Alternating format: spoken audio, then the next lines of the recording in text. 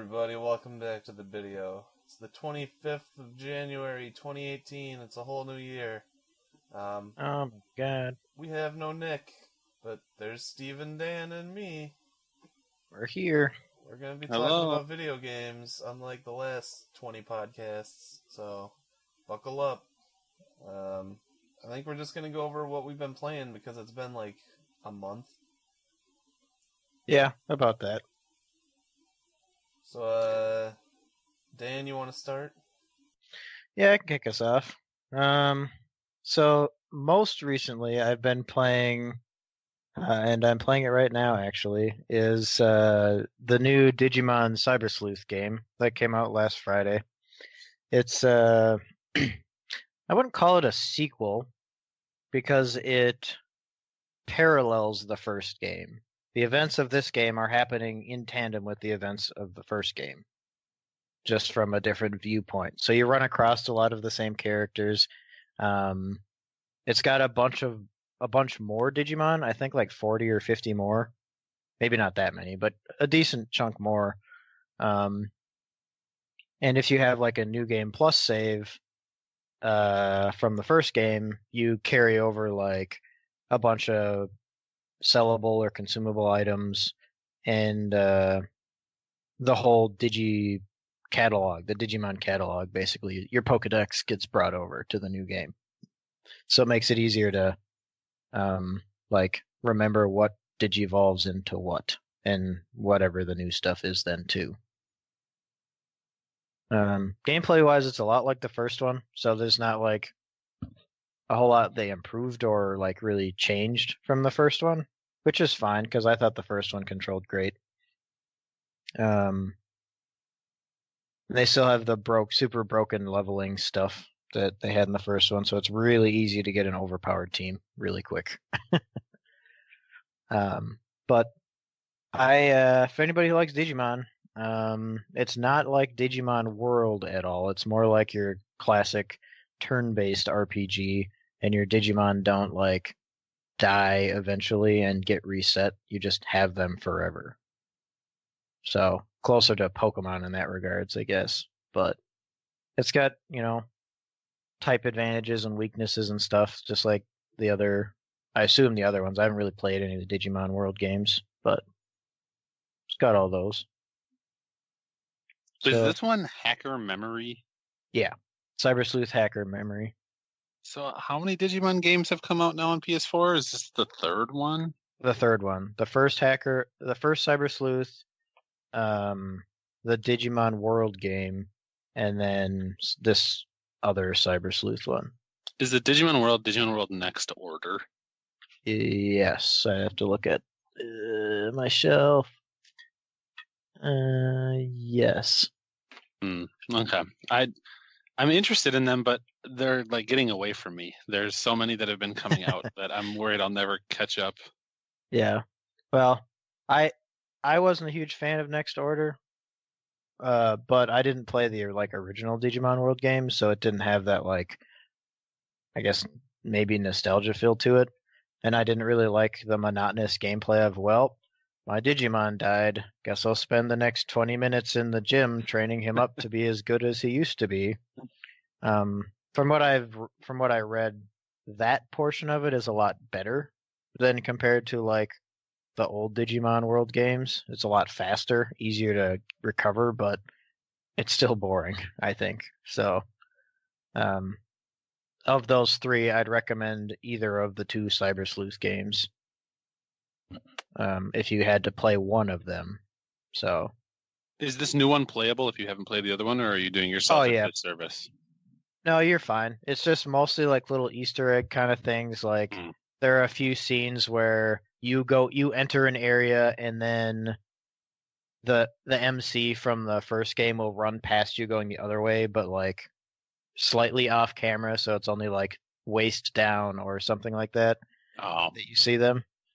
Or like you end up in an area where a major event from the first game takes place, and then you see some of the characters from the first game fighting the bad dudes, and you're kind of off on the side doing your own thing. So it's kind of neat in that regard, I think. Okay.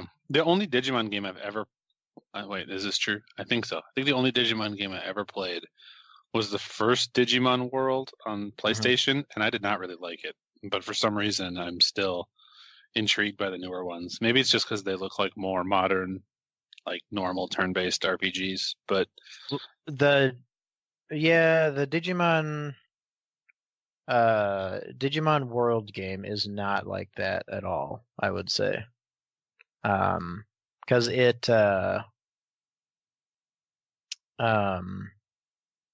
it's like you get into a battle, and then it's still kind of like that free roaming. Your Digimon kind of does what it wants to combat style.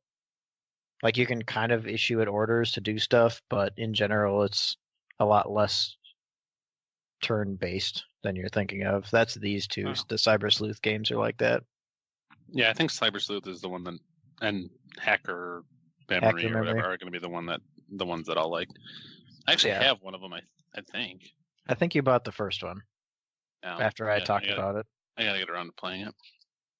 It's not terribly long if you like just blitz through the story. I think it's only like, I mean, I had 60 hours or 65, but I did like almost absolutely everything. Like I had almost all the Digimon categoried, at least in the like Pokedex, and I had done all the like side content stuff. So I probably finished the game in maybe 30 or 40 hours, and that was even still putzing around a lot. So definitely worth checking out. Highly recommend. All right, I'm gonna stop you here. Yeah. Give me a minute because we might not have been recording properly. Oh my god. You have been, but I was not. So give me 1 second.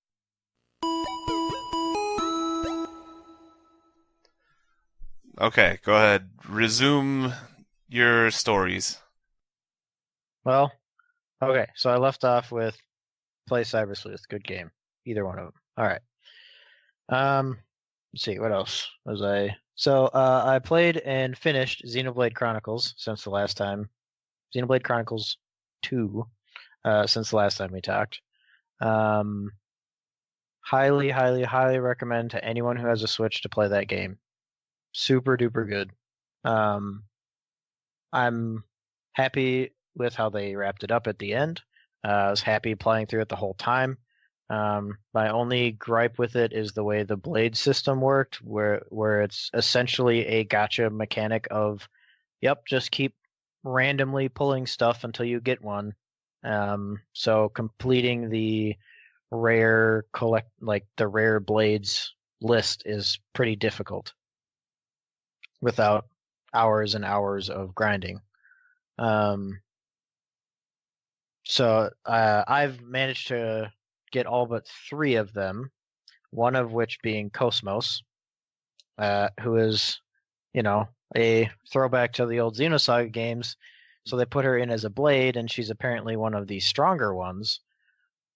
But it's all luck whether you get her or not at any impactful time. So I don't have her, and I don't have another healer blade that is also a huge pain in the butt to level if you're late game, because it's all time based. You have to send her out on a bunch of missions.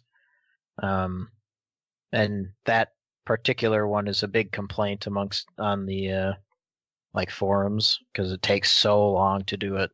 So they might update it. A couple DLC things have come out already, mostly just little side missions that would show up throughout the game if you aren't already at the end of it. So I thought those are pretty handy, and they would have been useful had I been there, like doing them at the appropriate level. But gameplay's solid, story's really good. Each rare blade has its own like unique side quest to do as you're leveling it up. That adds a lot of character to them. There's a number of them have really good designs. They brought in artists from a bunch of other franchises, like guest artists, to design a lot of them. One of my favorite ones is designed by one of the artists from Final Fantasy VI. So I thought that was pretty cool. That is I can't. pretty sweet. But how does it rate against the original Xenoblade?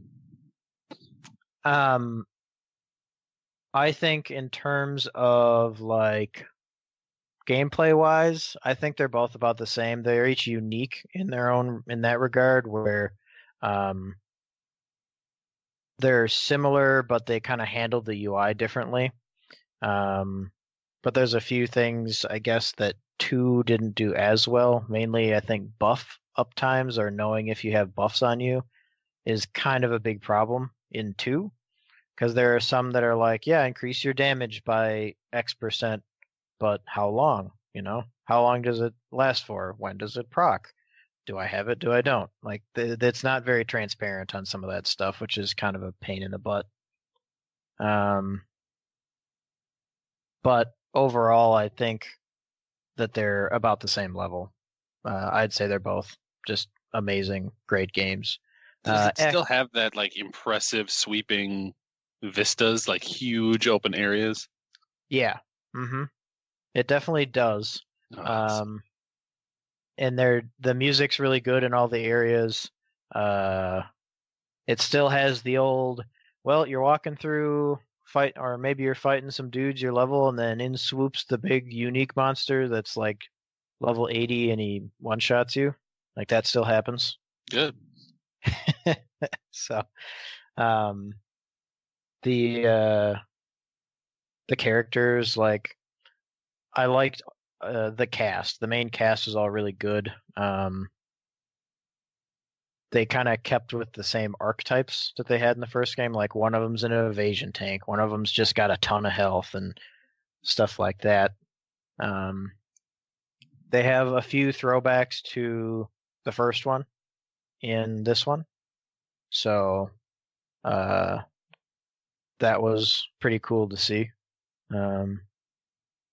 And you can just get lost in the game for hours. Like, I think I'm pushing 180 hours in it, and that's after like an extra 100 or an extra 30 or so from the sleep glitch. But I could definitely spend at least another 100 just grinding stuff and killing all the end game super bosses and stuff. So you won't ever be out of stuff to do if you're looking for a long-term game. Well, it's definitely something I need to get around to playing. Although, if it's never going to be Rhine time, I'm a lot less tempted. Unfortunately, there's no Rhine time, but there's Torah. That's something. But you missed out on one of the best things about the game, though, because they patched it just recently. One of the enemies, the soldier enemies, had a couple of voice lines that they would say when they do attacks, and they also spammed said attacks. So they would constantly be chattering the whole time in combat. And burn to the ground, burn to the ground. They say the favorite one is "Don't forget me," and it's like the emphasis is put on the wrong words in the sentence, so it sounds more like a request than like a "Don't forget me" kind of deal. Like, don't ignore him. And then think you can take me? That was the other one. And there's a few areas where there are just a ton of these guys piled up together, and you can aggro the whole room all at once, and they just all start saying their lines over the top of each other. They just overlap like a few seconds off, so there's crazy echo. It was so funny. I died the first time I died laughing the first time I ran into that. And it became a huge meme on the Xenoblade subreddit.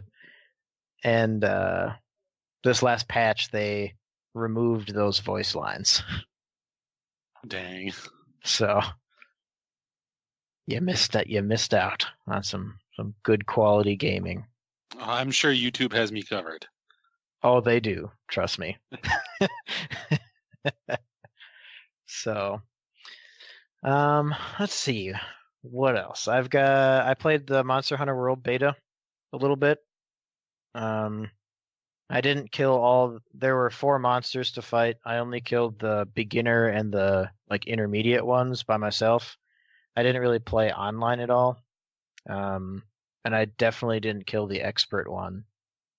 And from what my friend at work, who is a Monster Hunter veteran, said, the 4th one was just insanely difficult to defeat it. So I agree. so I didn't even attempt that one. And because he's like, yeah, we tried for 12 hours. And I'm like, oh my gosh, that's ridiculous. But I figured I'd give this Monster Hunter a try. I didn't really like the old ones, but this one feels better. There's something different about this one that just feels better as I was playing the beta. So I'll probably pick up the game and join in while everyone else is playing it. I saw pretty much everybody playing it on my friend list. It's gonna be good. Mm-hmm. It says a lot to like the beta that people were playing for 10 to 12 hours, you know? Right. That's nuts. Just to beat stuff. Yeah, like I couldn't believe he played that much. Like I was just trying, like I played it a little bit here and there because I'm trying to just blitz through Cyber Sleuth so that I can get to other games like Lost Sphere came out yesterday, and I haven't bought that yet, but I wanted to play it because I played the I Am Setsuna. Did you? Are you going to order it from the site to get the physical version?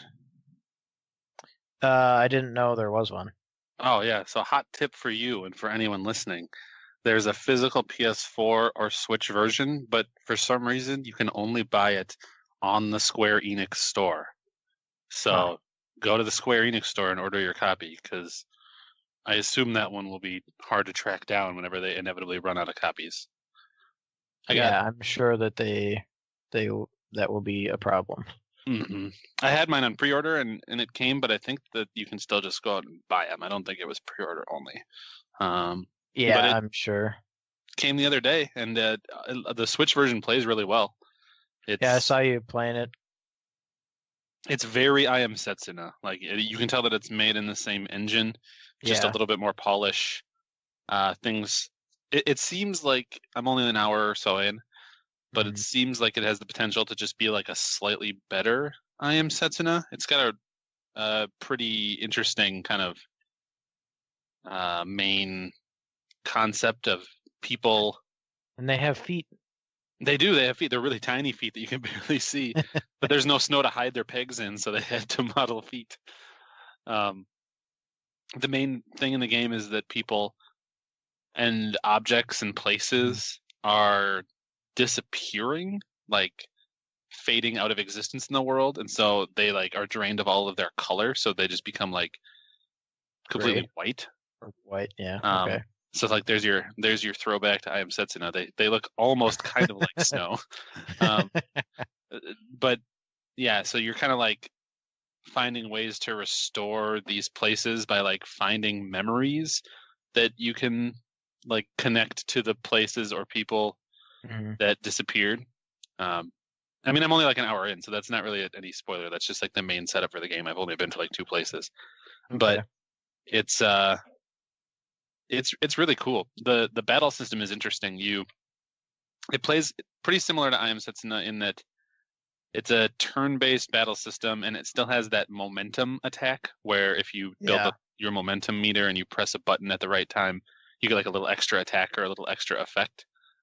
But now when you choose attack, it lets you position your character anywhere on the map or anywhere on the fight screen that you want that'll to be stand. Nice. So they'll get like a little sphere in front of them that shows like this is the area that your attack will do. And then you can literally position them anywhere in the fight. So every turn you can move your characters across and position them into a new location so that you can spread people out for AoEs and stuff like that. That'll be nice. That was definitely a gripe I had with I Am Setsuna. Mm-hmm. And it's not like Grandia where the characters run to that spot. They kind of like literally just instantly appear there and do their attacks. So there's no interruptions or anything. Okay. But yeah, it's really cool. And then there are some characters or some spells that have like a large AOE, or one of your characters that you get right away has a crossbow who's normal, and that person's normal attack is a straight line that pierces. So you can, when you choose attack, you can position them in such a way where you could line up more than one enemy at a time and hit 2 people with his attack. So it seems like it's just like a better, more refined version of I Am Setsuna. I'm very optimistic about it. The combat sounds very, very similar to Trails of Cold Steel. It has that same type of, like, you can move your guy, your team, and into different positions, and even without an attack, you could just move them somewhere to spread them out. It is pretty similar. The only difference is that I think it's only when you choose attack. I don't think there's any like command that just move. Command. Sure. In the menu, you click attack, and then it shows a little shadow of your person, and you choose where you want them to stand when they do the attack, and then you hit attack again. I see. Okay. Yeah, but I don't know if I get it for Switch or PS4. I got it for Switch just because I knew I would want to play it handheld. It feels like a really good handheld game. Sure. And, that's what I was leaning towards too. I mean, I have I Am Setsuna on PS4, but if there's no like, oh, you have an I Am Setsuna save, so here's something else, then it's not really worth bothering over them. I don't. As far as I know, there's nothing like that. It didn't prompt me for an I Am Setsuna save when I started up the game, and I had I Am Setsuna on Switch too because I got the Japanese version. Yeah, that's right. But. And I don't think it matters about the region because I didn't see any kind of menu for it at all. Not that it's not there, but I didn't see anything. So I think you're good. Honestly, I think you'll be happy whichever platform you get it on. Nick got it on PS4, and I'm not sure if he started it yet. But there's a waiting list on the screen. Excite now. Oh no, for both versions? For the Switch version, not for the PS4 version. Well, maybe that's your answer then. Get the PS4 version now before that goes on waitlist. Yeah. I like they have a Steam key too. But yeah. I guess I'm getting the PS4 version. Yeah. Very good game. Very I'm excited to dig into it a little bit more. Sure. Yeah, I probably won't get to it right away, but I'm sure I'll get there eventually. Yeah, this was kind of the game that I was waiting to play. Although pretty soon, if not already, the Shadow of the Colossus remake comes out, right? Yeah, I think so. I have it on pre-order on Amazon. Oh, yeah, I'll have to get that at some point when it comes out, and then I got to go buy The Inpatient, which I'll talk about a little bit more later. But yeah, cool game. Big fan of Lost Sphere. Okay. But what else have you been playing, Dan the Man? Let me see. Oh yeah, I suppose since we haven't been on here for a while, I haven't had a chance to talk about it. But I played Doki Doki Literature Club. Good man. And that's a game. Should I be dropping my headset for a little while so you guys can talk spoilerinos? Nah. Yeah, I mean we won't get too into it. All I'm gonna say is it's short, it's free. Go play it. Unless you have an issue, like the game straight up warns you about this too, but if you have like mental issues, like it hits pretty close to home on a lot of that. From what I mean, it didn't bother me at all, but I have a few friends that are that have like depression and stuff, and one of them went and played it, and he's like, yeah, that like I wasn't ready for that. Oof. Well, I mean that means that they're being effective, I guess, with their themes. And everything I've heard about the game, like vaguely around that stuff, is that it approaches any issues of like mental health or otherwise fairly tastefully, like respectfully. So yeah, it doesn't like it's not like rude or anything about it, but it's definitely like ooh. It gets pretty dark, I guess I'll just say. So. Okay. But yeah, I liked that it does a similar thing to a few other games where it like I think I talked about One Shot previously, where it kind of like messes with your game files a little bit here and there. That's not like a huge spoiler or anything. It's pretty obvious. So just throwing that out there. I thought that was kind of cool. I always like when games do that. But been playing. Those are the big ones that I played. Voez updated recently on Switch, so might go back and play that a little bit more. They added controller compatibility, which is kind of interesting. But and a bunch of new songs. The Fire Emblem Warriors had DLC come out like at the end of December.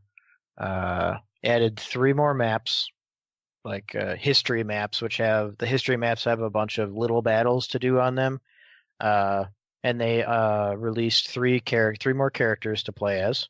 You can now play as Azura, Oboro, and Niles. If you're familiar with Fire Emblem Fates, they're all from those games. Azura and Oboro, I really like their playstyles. They're also the first Lance units that are on foot. Previously, the game only had Pegasus Knights for Lance units.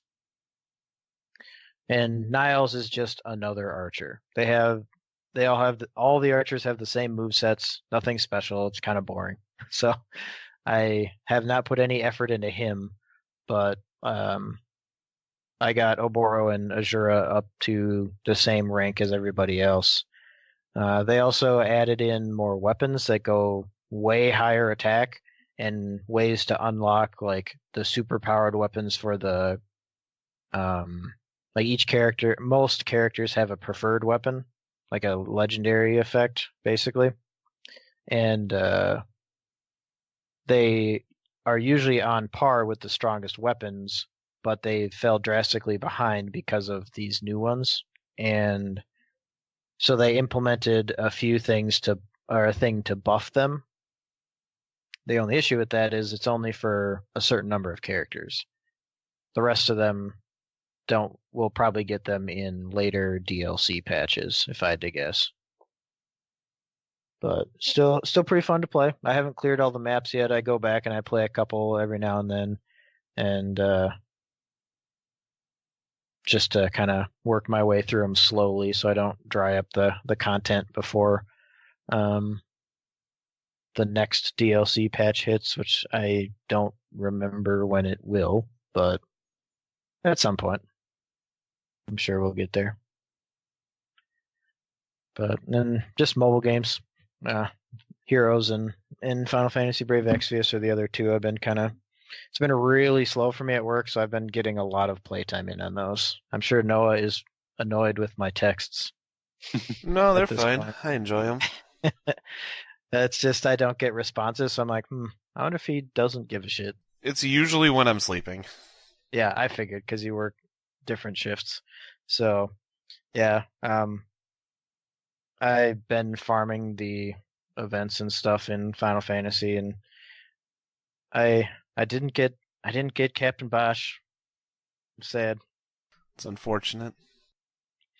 I did 2 10 pulls on it, or 11 pulls, whatever you're gonna say, and used a couple tickets, and then plus the daily pulls. My first 10 pull got me Eileen and the new cryo fire, whatever his name is, Laswell. Oh yeah. I was like, oh, that's pretty cool, but I don't really like Eileen. Just got buffed too, like she just got ability awakening powers, but I don't have any extra crystals for her. And then like 2 days later on the daily pull, I got another Eileen that upgraded from a 3 to a 4 to a 5 crystal. It's like, oh, maybe this will be Captain Bosch. Nope, just another Eileen. God dang it. So I did a cheap pull like a couple weeks ago, and I got a rainbow crystal, and I was like, oh my god, Yeah. this must be the thing. I think it was still during Cloud. I'm like, I might get Cloud. And it was like Lunith or something, who used to be amazing and is still pretty good, even awakened. And I was like, get this garbage out of my face. I know what you mean. Like, I do that. I have that happen in Heroes all the time. I'm like, oh look, I got pity broken by this unit that's actually, would be really good, but I don't need you anymore. So get out of my face. Why you killing me? But I have a number of like, even in this game, I have a pile of those because it's like, well, you guys require insane investment to actually be good. So I guess I'll just sit on you and maybe do something with you someday. Like the 2 Eileens. Oh yeah. At some point, I also got another Lauren. So now I have 2 of those, but I'll probably just sit on it because if he gets a 7-star, I need a copy of a copy of him, right? Isn't that how they work? Probably. Yeah, I guess I don't know, but I think I've read that somewhere, but I haven't been keeping too close of an eye on it. But yeah, just chugging away on those, trying to grind out the crystals. I can almost fully awaken Cecil, Dark Knight Cecil. Nice. So close. I am probably going to quit that game, like now. for a bit. Yeah. Yeah. Yeah, that's what you were saying. I mean, if you don't have the time to play it and keep up with it, or it's not like, I don't know, not your thing, I can certainly see why you would just drop it. But I enjoy doing this, and my job allows me to kind of fart around on it every once in a while. So during downtime, so it's a good time sink at work when I have nothing to do. Mm. But I think that's just about everything. I still haven't beaten the new Pokemon yet. I've just been slowly working my way through that. I've been talking to Mike about my coworker, and well, you know him, about since he played Persona 4 and really liked it, and he's a closet weeb. I was like, you should play Tokyo Mirage Session, and he looked it up and he goes, "Wow, this is disgusting. I want to play it." So, and that kind of talking to him about it kind of gave me the bug, and I want to go play it again too now. So, I might go play that again here soon. Steve, you still need to finish it. I know, man. Turns out there's more games than there is time.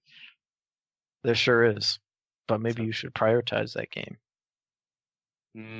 I can be paid to play it if you want. I'll even stream it for you if you pay me enough. So the ball's in your court. Uh-huh. How badly do you want to see it? That many dollars is how much it'll cost. Do you want to see it 65? That doesn't even make sense. Well, that's all I got. So who wants to go next? I want to hear from Noah. I want to hear what Noah's been up to. Dude, you just want to pass the buck, is what you want to do. I can go, but you might not have time if I go. Sure. Let's actually look at this list here. Let's go. Let's tag team. Let's go all the way back because remember, it's been about a month since we recorded, but that was our Game of the Year episode, so it's been even longer since we talked about stuff. So let's take it back to the Gamer Weekend. Oh my god, I barely remember the Gamer Weekend. So we ate Flamin' Hot Mac and Cheetos. It is a tradition. I think it's come up on the podcast before. Every so often, every couple of months, three times a year or so, Noah comes and we spend a very gross, very unadult weekend getting stinky and sitting in the basement and playing games nonstop. It is a miracle that Leah stays with me after seeing me in that state for 2.5 days in a row. But yeah, we had one at the end of December, right before Christmas, and it was a very big success, I would say. I played through two games, both of which were quite good. I played through Tomba, the first Tomba on PS1, which is a game I had been wanting to play for a long time because I'm such a big fan of Klonoa, but I hadn't had a chance to play yet. And actually, it surprised me. It was still very good, but it surprised me that it wasn't as much like Klonoa as I thought. It still had the same like 2.5D, 2D sprites on 3D backgrounds, which is an art style that I really love. But it was more quest based. You had to actually like talk to people and bring them things or go do stuff. And I did not expect it to be like a side quest game. So that was Interesting. It was interesting, yeah. That literally at the end of the game, when like after the credits scroll, they show you like here's how many of the 140 events in the game that you found, and here's how many that you completed. So it's a huge focal point of the game. But other than that, the game is amazing because there are evil pigs that are casting magic that necessitate a large amount of gold, and the way that you have to like prevent them from casting evil spells that are never really clarified is by finding a pig bag and then going to find the spot that the pig is hiding and capture the pig in the pig bag, because apparently a pig can't escape once it's been trapped in a pig bag. Huh. Okay. And it's just it's weird. It's a weird game. It's a very weird game. Dude, but you think it's such a platformer, but it's more. It's not. It's like barely a platformer. Like the main thing you're doing is platforming, but I don't know how to describe it. I would not call the genre a platformer.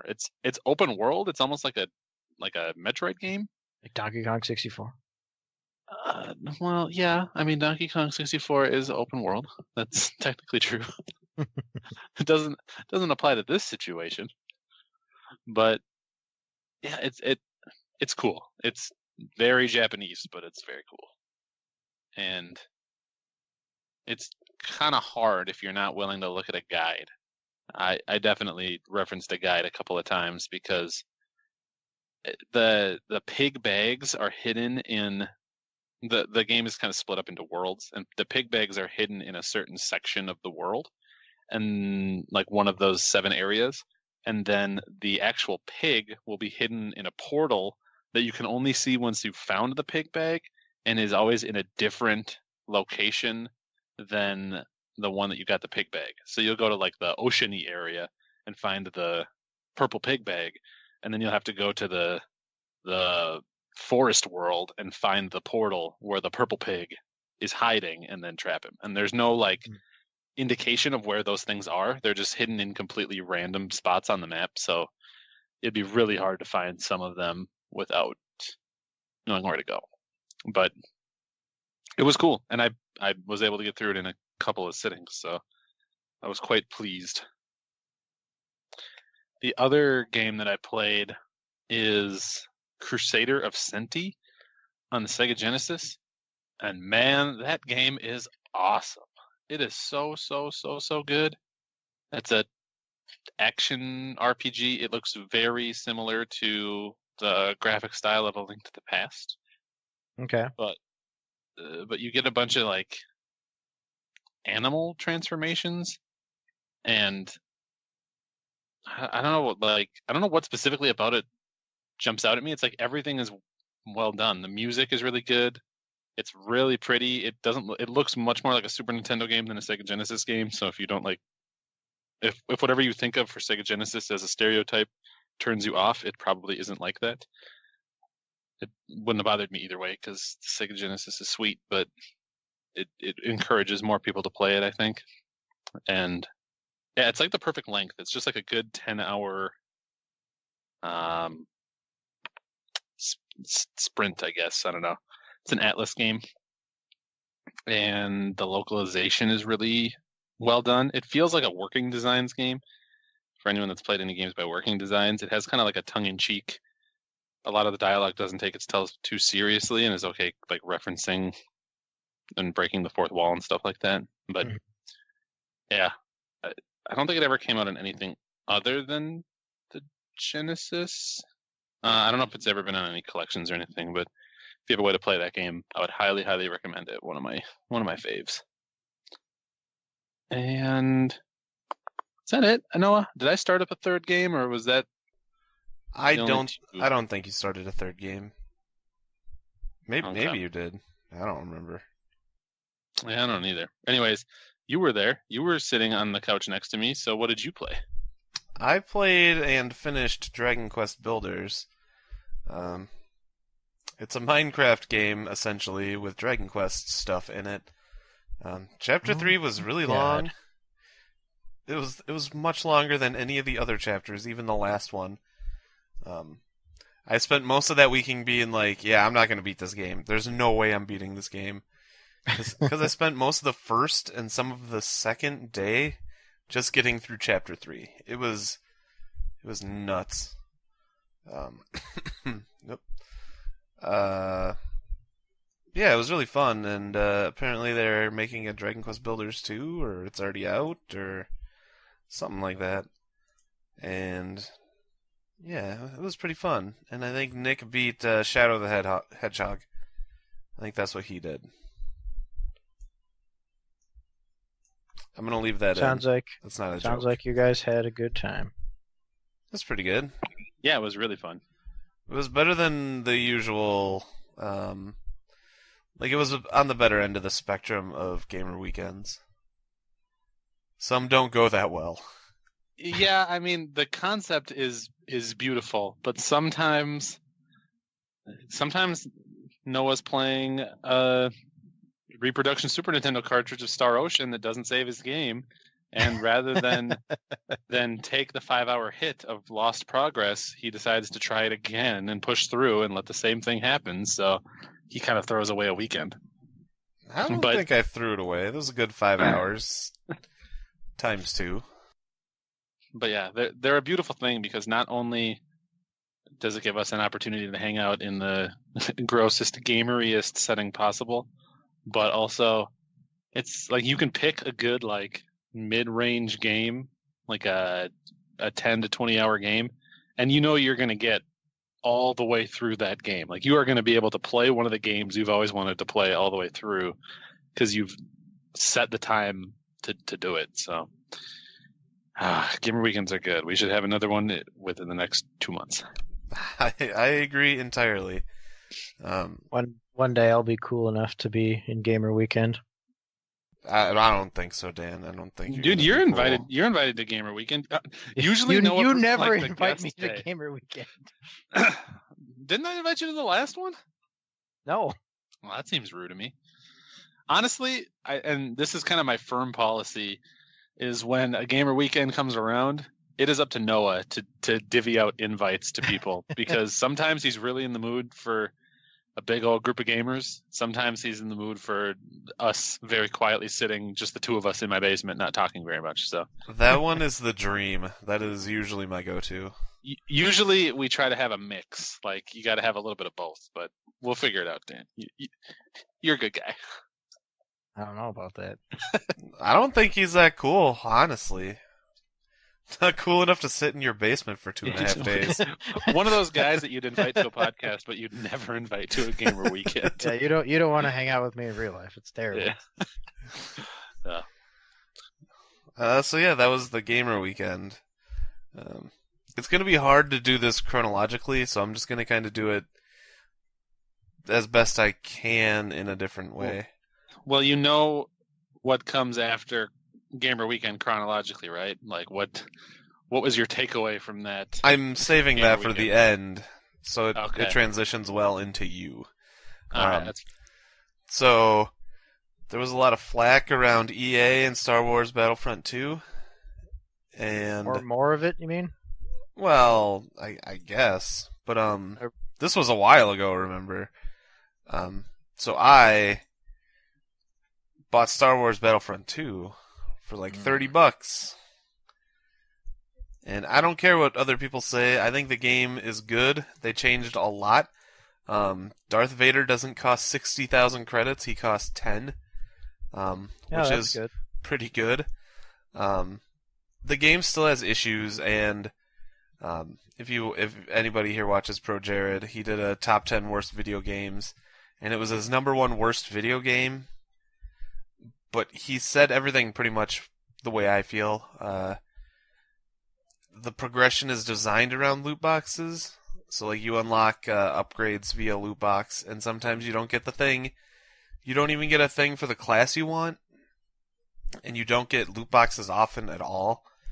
That's my biggest gripe, is you get a loot box maybe like 2 or 3 times in a 4-hour period, maybe, which isn't that good. And the loot boxes have varying amounts of loot in it, so sometimes you'll get 2 items, sometimes you'll get 4 items. So you're gambling on how many items you're gambling on too, which sucks. But yeah, they cheapened everything. Decent amount of stuff in the game, and another gripe I would have is the difference between a maxed out character and a fresh character is just too great.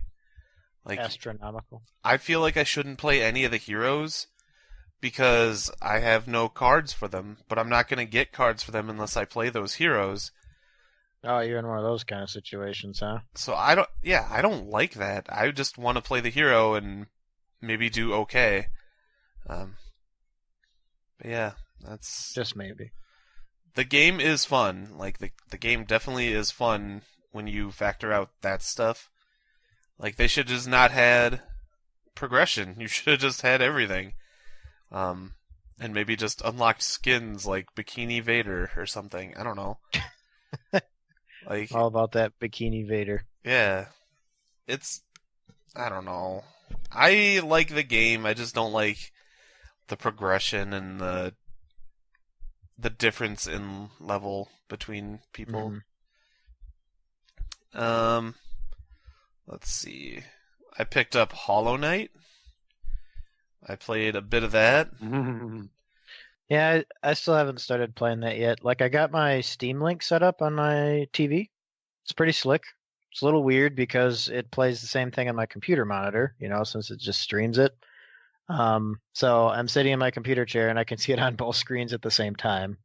So that doesn't really do a whole lot. But yeah, I had been meaning to play Hollow Knight, and that's one of the reasons I bought it, is because I had the Steam Link. I wanted to play it on that.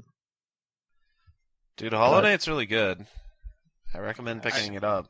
I think it's one of the 7.5 best games of 2017. I think it is. How about that? But yeah, I was it's one of the games I made a recording on the YouTubes about, and I'm about 7 episodes in. And I forgot why. I think I got sick, so I stopped recording.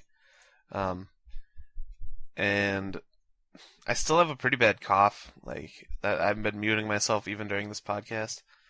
But I want to get back into it, but it feels weird to get back into it because I don't remember exactly what I was doing. Yeah. I had a very similar experience in that I played it for a handful of hours and then I stopped for a decent chunk of time because I got distracted by other stuff. And then when I went back, it was kind of hard to figure out where I was and what I needed to do. But once I finally did, is when like the game really, really sunk its hooks into me. So whenever you get over that second hill is when the true Hollow Knight Things starts get here. real. All right. Yeah, so it's really good. I recommend any of my friends go watch my Let's Play YouTube channel. And maybe watch the first 7 episodes. It's not youtube.com/Nornsey, but It's it is not. youtube.com and then search for Nornsey. And then he might be number 30 in your search list. Because YouTube is awesome. Go give the boy a follow. So, yeah, did some Hollow Knight. Game is really good. I want to record more episodes and actually finish the game. And then like the last, I'll just keep going with the recording thing. The last thing I've been recording is the original Mega Man. I played a Legacy Collection, and I had my brother's capture card, and I was like, I'll just make a bunch of episodes of this, and it'll be great. And I'm not good at the original Mega Man games. I'm really not good at them. They're pretty hard, yeah. But I managed to beat it in 4 episodes, which is pretty cool. So yeah, that's up on my YouTube channel, and I also, spoilers, did Mega Man 2 and beat that, and then that'll go up at some point. I also got Monster Hunter World pre-ordered. They said, people were talking on the subreddit, that if I pre-ordered it, they were going to send me an email in which they gave me a code to preload the game, but I never got that, so I'm just going to have to take it from the disc. Did you pre-order it from GameStop, or? I pre-ordered it from Amazon, and they were talking about it. Oh. That I was supposed to get a code on Wednesday, and that didn't happen. So, that's sad. Bummer. And another thing is I watched AGDQ, and the thing I took away from AGDQ was the concept of Cat Quest. Isometric cat RPG, not turn-based. Super fun game. Lots of cat puns. Good game. I don't think I'm that far. I've been doing a lot of side quests. But essentially, I think humans infused cats with dragon essence bloods. And so cats know magic and stuff now. It's pretty cool. But I saw the speedrun for that game, and I'm like, that looks like a fun game to speedrun. But it also just looks like a fun video game to play, so I picked it up for Steam, and I've been playing it here and there. And speaking of the GDQ, I was like, I should speedrun video games again, because that's what GDQs do to you. So I was like, I was in a weird spot. Like, I don't want to go back to Mega Man X again. I don't want to try Mega Man X2. I don't know, I just want to try speedrunning something, though. Something short that'll actually get me back into it. And that something short was Rygar Any Percent. It's like 8 minutes of a run. Oh, yeah, that one. I watched that one. It's pretty good. I encourage anybody who's thinking about speedrunning to pick up Rygar Any Percent. It's like 8 minutes. Strider is also another one they did. It's like a tutorial video where Darkman taught Jimmy Poopins then. Good. And then he just did a run. It's pretty cool. So like if you go to speedrun.com, there's hundreds of entries into Strider now because it's such a simple game to speedrun. And I was like, I want to speedrun a video game too, but I want something a little longer than 3 minutes. So I went with 7 minutes. And my personal best on that right now is 8 minutes 37 seconds. I've been booted from 11th place to 13th place because other people are playing it now. But yeah, so I started something on my backlog called the Speedrun-a-thon, where I'm trying to learn as many speed games as I can. The goal was to learn 10 games this year, but I feel like I've been going at an insane pace, and I've just boosted it to 20. Something I might not reach, but something a little more than 10, a little bit more. It's true. So in that vein, I have learned, but have not done a full run of Fallout 3 Any Percent. Whoa.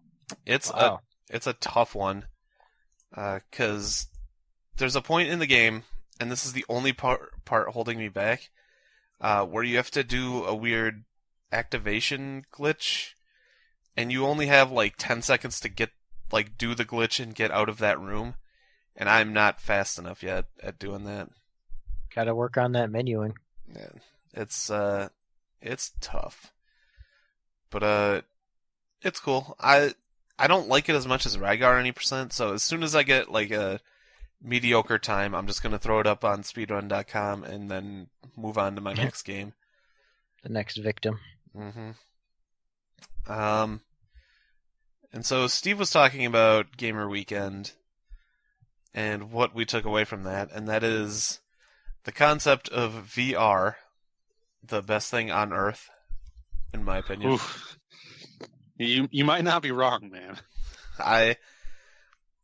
He had Demo Disc 2 or something. Yeah, it's funny. I bought a VR and then I bought actually a stack of games, but we ended up just playing Demo Disc 2 most of the time. We played Job Simulator.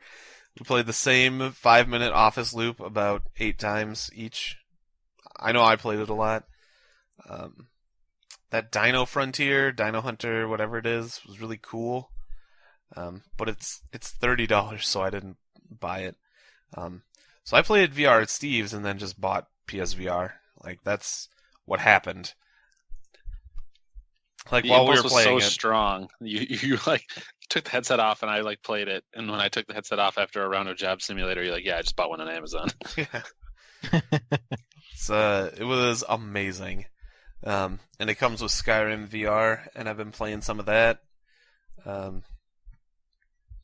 After a while, like, just of just standing there, I have to stop and like stretch out and stuff.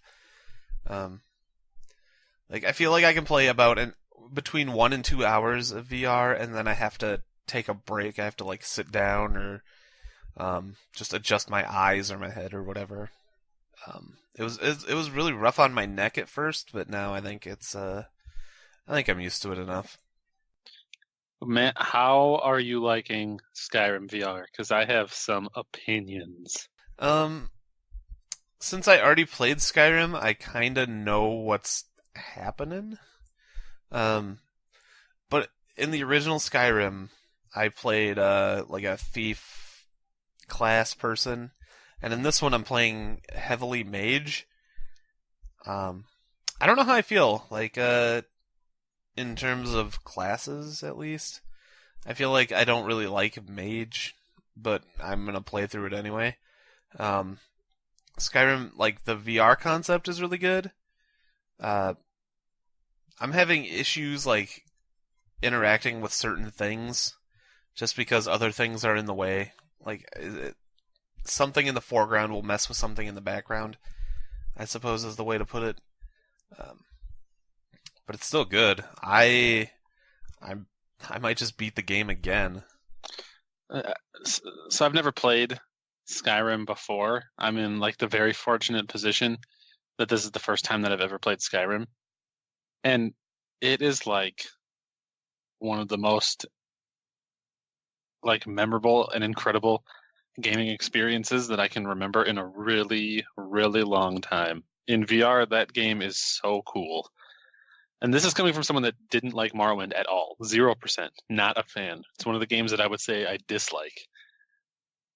But Skyrim VR is like, there's a lot to like there. It's so weird, like taking a quest and being like, okay, I gotta go walk over from this castle, like Dragon Reach or whatever, to Jorrvaskr, to like the inn. And in normal Skyrim, you would just like go like hop, hop, hop, hop, hop, I'm there, and you wouldn't think about it. But in VR, like I can like walk and take a wrong turn and get lost in the town in Skyrim and be like walking down the streets and being like, where am I? Where did I go? Like the scale of that world is so intimidating when you're playing in VR. Like I don't know if I'll ever be able to finish this game because it feels like there is so much to do. And everything happens like slower and more deliberately in VR. It's a very personal, like intense game to play, but I really like it a lot. Yeah, I guess what you mean. Like, you can run around, control your avatar guy in the normal game, and like you can just sprint from area to area. You know, it's pretty easy to understand. But then when you're like walking around in the forest, you have to like move your head, and you're like, I don't remember this tree. I don't know where I am right now. Um, It so like in MMOs or whatever in video games when you run into a place, what do? You jump up on the fence, and you just jump up on the top of the pegs of the fence because it's a video game, right? Like it's a video game. That's what you do. Yeah, like in VR, there's no concept of that type of thing because it's too real. Like when I jump in Skyrim, I like feel the weight of my jump. Like I can feel it in my stomach if I'm jumping off of a high place, and it's like it's like real and intense. So it forces me to play in a very different way than I normally play a game, and it is like you want to keep yourself alive. yeah, like it's like I'm self-preserving in a way. I don't. It's hard for me to like explain exactly what I think, but I know what you mean. I'm it is taking really cool. I'm taking dungeons and stuff a lot slower. Like normally I wouldn't care. I'd just like run in, kill a bunch of dudes and like auto save and then move to the next bunch of dudes and like auto save. But I am taking it slow and I'm just trying to kill people and not die. It's pretty cool. Yep, and like you like loot someone and you sit there and you like mull over their items and you're like peeking around corners because there's traps and stuff. Oh man, and I mean it's not a perfect game, right? Like at least for me, it's kind of blurry sometimes and it's a little hard to see stuff. Like they definitely had to scale it down so that they could display it into both eyepieces at once. So sometimes things are a little blurry, or especially when you're on the map or when you're in the skills menu, like words you can't read them from far away because they're like too pixelated. And yeah, I mean like there's some other little wonkiness here and there, but the core experience is so cool and so unique that like the other little stuff just feels so trivial.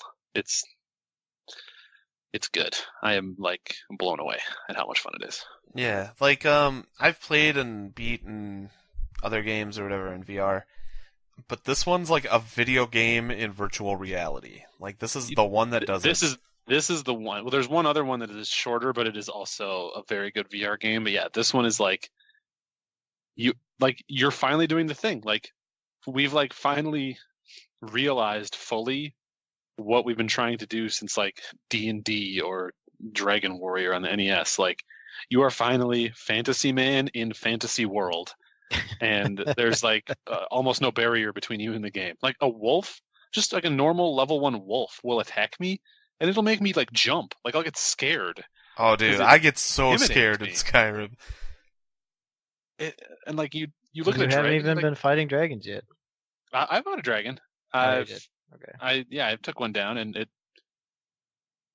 was huge and intense. And then I got the ability to say "foos" or "foo." I don't remember which. Yeah, the controls take a while to learn, though. Whew. You're using the move controls. You got to get used to some stuff. Like each controller has like 6 total buttons on it, and you use them all, and they all do a different thing.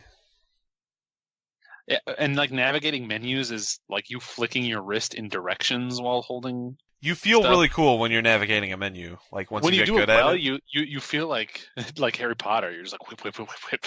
I just cast a spell to equip this sword.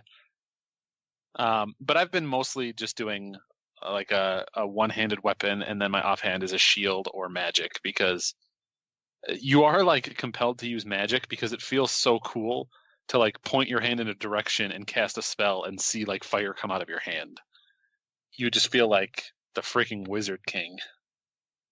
I agree. Yeah, it's so good, man. People don't understand. You guys should go play Skyrim. You guys should check out Skyrim. Specifically VR Skyrim.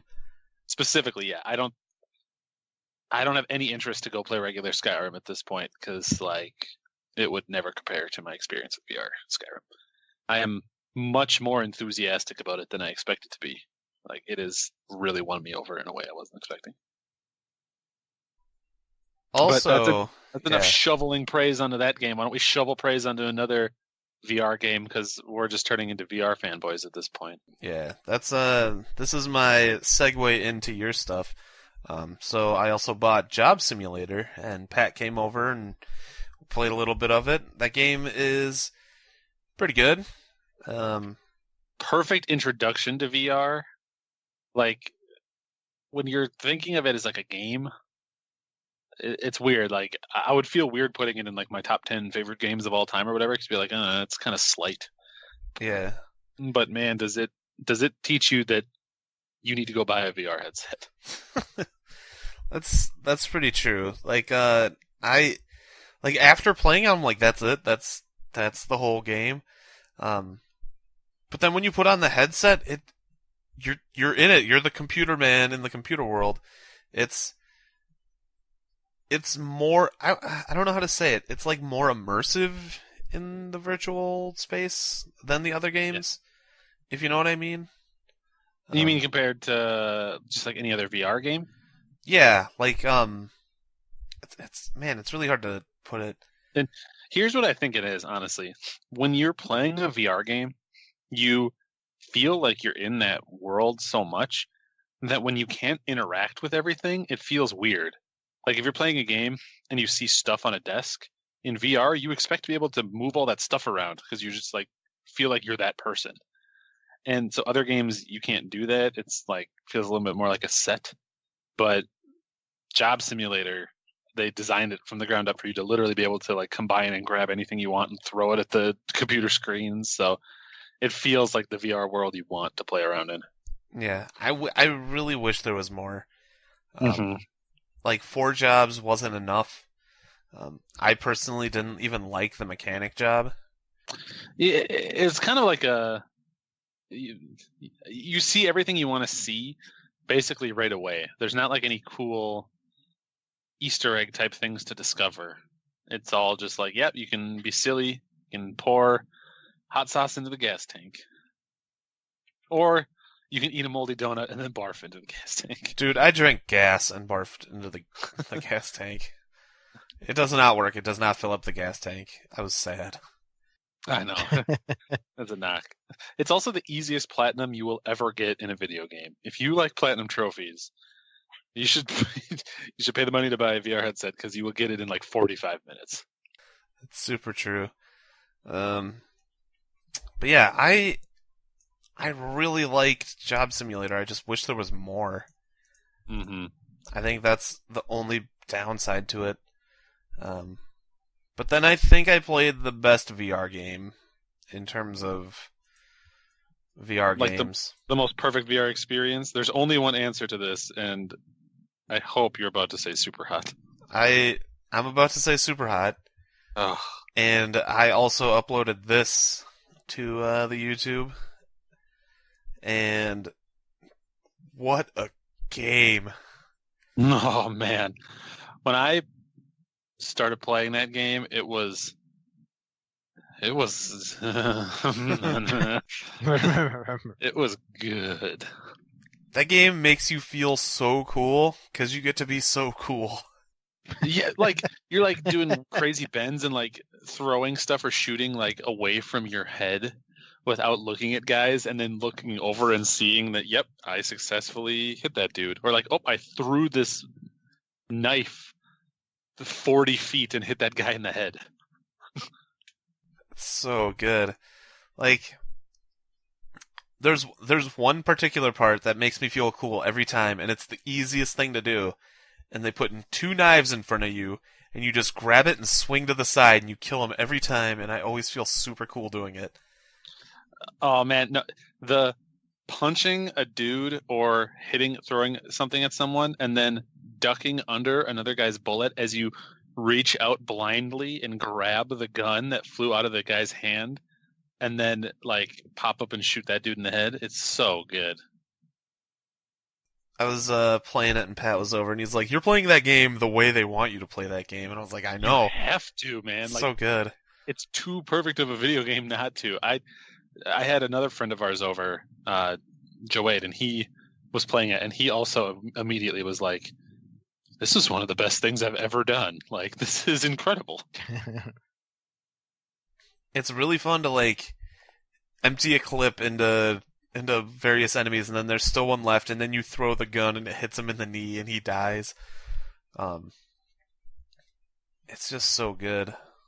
It's the opposite of Skyrim, but they're like the two perfect extremes. Skyrim is like the huge, unbelievably vast open VR world that you've always wanted to like walk around and get lost in.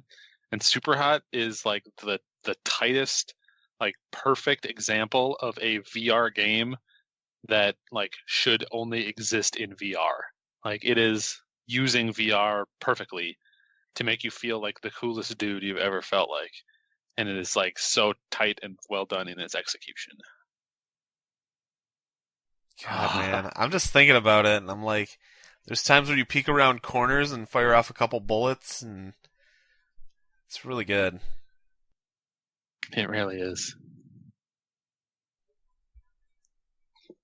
But I think that's it for me. I think it's your turn, Steve. Okay. I mean, I've been playing all those same VR games, and I'm looking forward a lot to. Forget the name of the studio now. I know it, but it's not coming to me. But the studio that does Until Dawn, they're releasing a VR game called The Inpatient that just came out the other day. So I'm super looking forward to picking that up and playing it. Get my spook on, have Leah watch, maybe have Leah put the headset on. But speaking of spooky headset games, we also played, still on the topic of VR, Until Dawn Rush of Blood. I played 10 seconds of that game. I heard a scream, and I was like, nah, I'll do this later. It is a scary game, man. Everything is scarier in VR. Everything is too real in VR. Like, I played like one or two levels, and I had to like force Leah to play a level just so I could have like a mental break because it's so intense having spooky stuff pop up at you. The gameplay is like you're just on rails and you're shooting guns, so it's fun and it feels cool to do, but it's about the spooky jumpies. It's a very fun game, and we actually haven't even finished it yet, so we got to go finish up the last couple levels. But it is very fun. It is better than I think the concept of a silly carnival on rails shooter game would be. Like you think of that and you'd be like, oh, it's kind of a disappointment after Until Dawn, but it's pretty cool. It's definitely worth playing. I don't want to go on and on about every VR game, but the one other one that I played that I'll mention is I did play all the way through Psychonauts and the Rhombus of Ruin, which is like a 2-hour game. It's a puzzle game. The idea is that you use mental powers to like jump from person to person and view scenes from that person's perspective. So you'll jump from one person and they'll be facing in a direction and maybe they can see another person. You'll jump over to them. And then you use other psychic powers like pushing stuff or lighting stuff on fire to solve puzzles. Dude, my truest opinion is that every VR game is just too short. That is super the problem with VR games, is that they are all too short. They are all 1 to 2 hours long. I need more VR.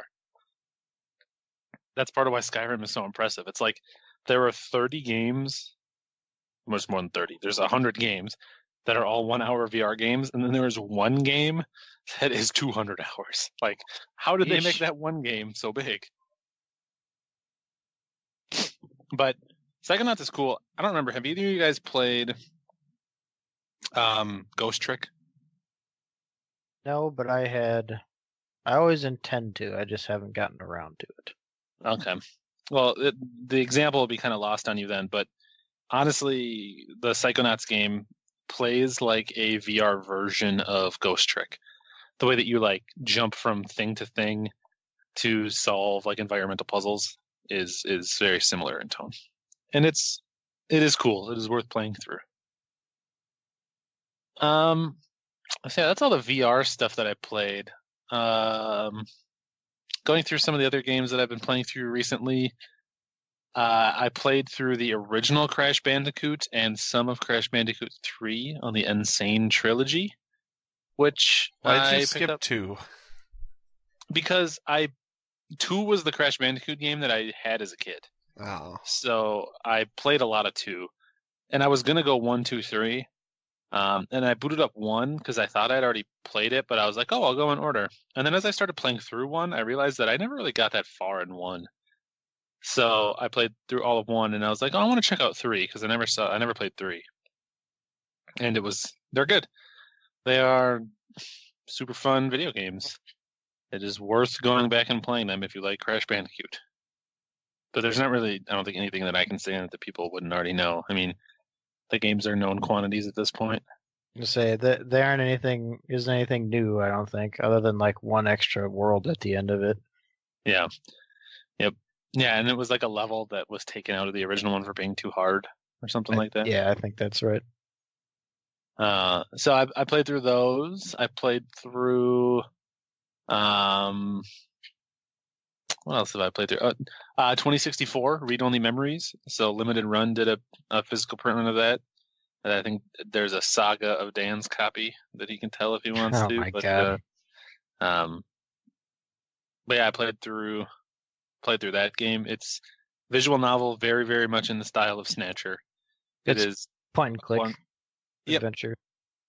Yeah, so honestly, the point and click like puzzles are kind of few and far between. There's not a ton of them that you do. Yeah, But, it's definitely not a lot of them, but it was definitely there. Oh yeah, for sure. You get an inventory and you use items on stuff, and sometimes you have to solve puzzles in different ways. There's a character named Starfucker who actually turns out to be pretty cool. That kid. It's just an interesting game.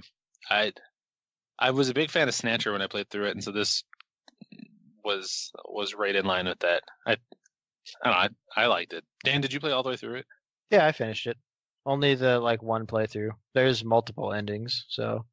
Yeah, I said that there was 5, which surprised me because it didn't feel like there would be that many endings based on my playthrough. It has to do with how you answer things and your relations with each person, I think. Yeah, they never really tell you that directly that your decisions are building relationships with characters. But they are, so I'm sorry if that's a spoiler. I don't really think it is, because it does play like a chime. Sometimes you'll answer someone and it'll go like chime, or it'll go like wow. So you'll kind of know. And the choices are usually pretty obvious. It's like, here's my thoughtful, considered response, or here's me making fun of you or ordering you to do something for me.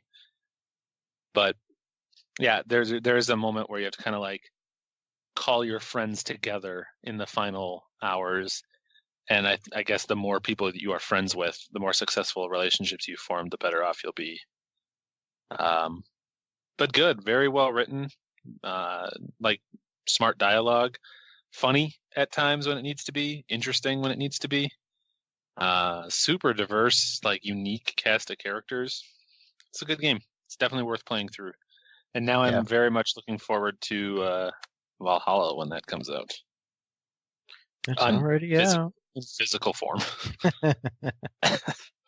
So yeah, that one we made it through.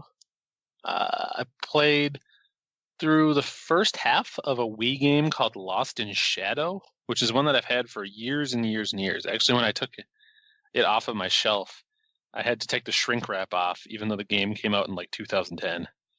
A decade-old shrink wrap. But it's a platformer. It's a 2D puzzle platformer where you control a shadow and not a person. So the idea is that you are.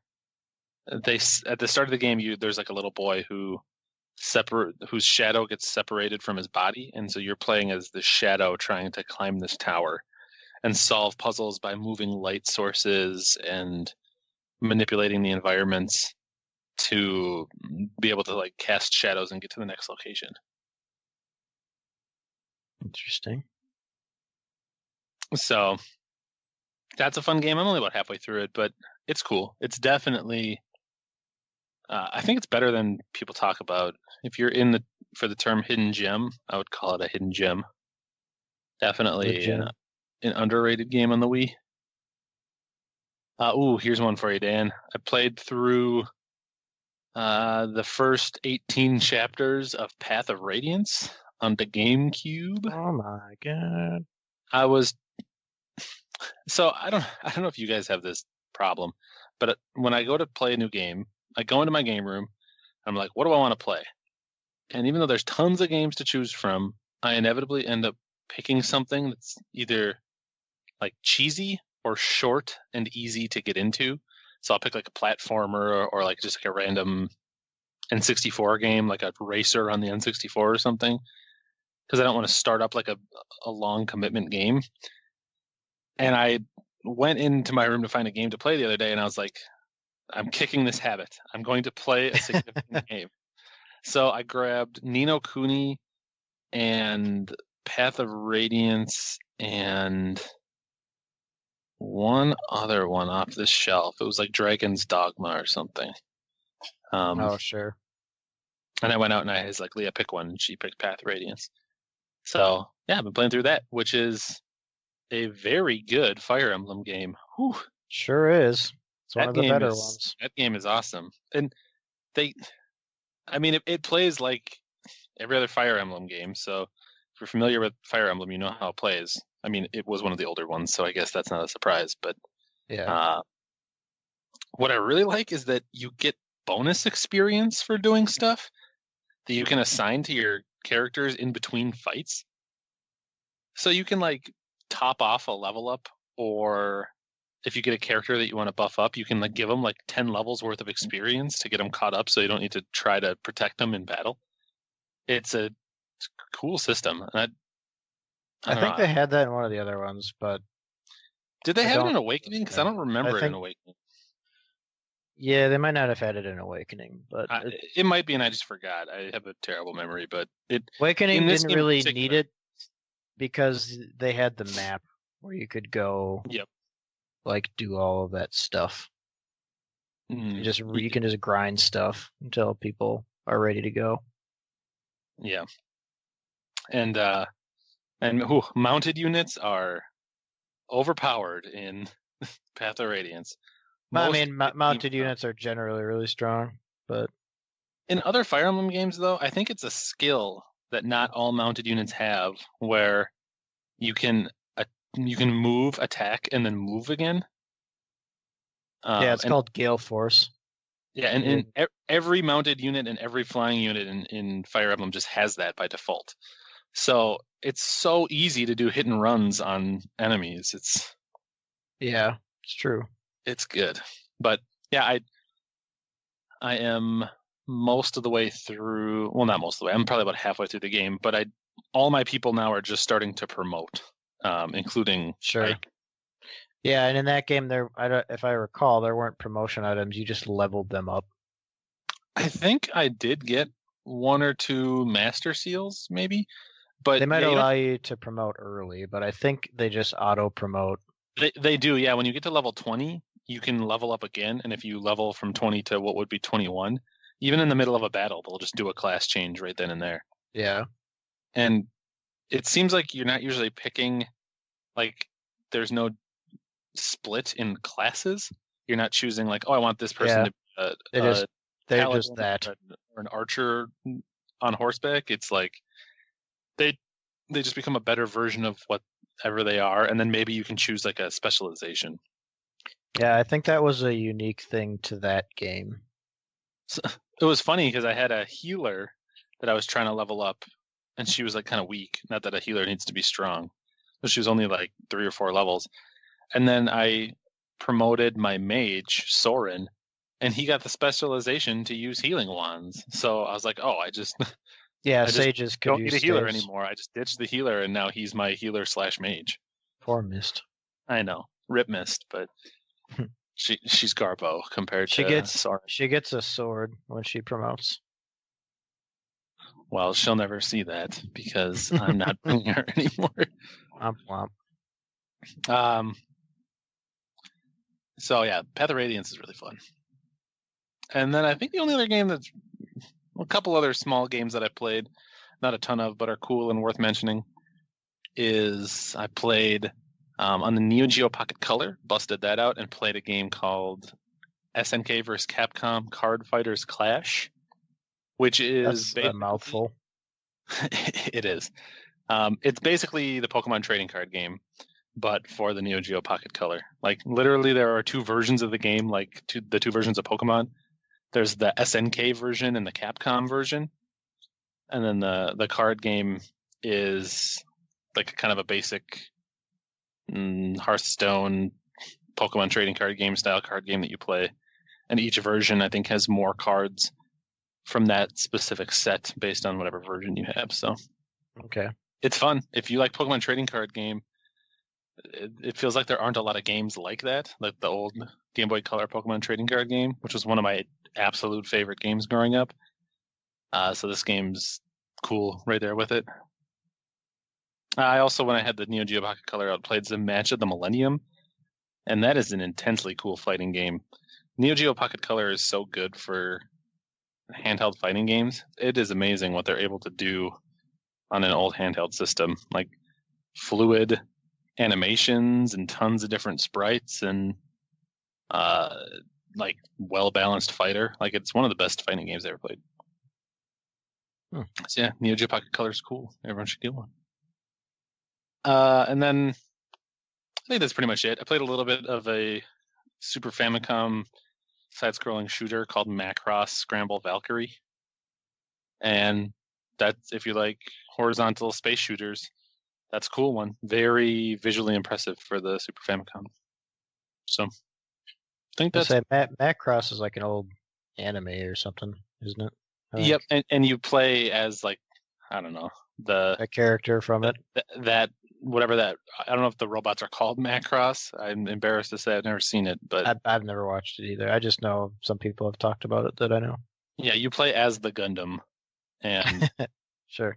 You can like transform, or you can switch between forms as you play. So there's like a fighter form and like a Gundam looking form and like a ship form.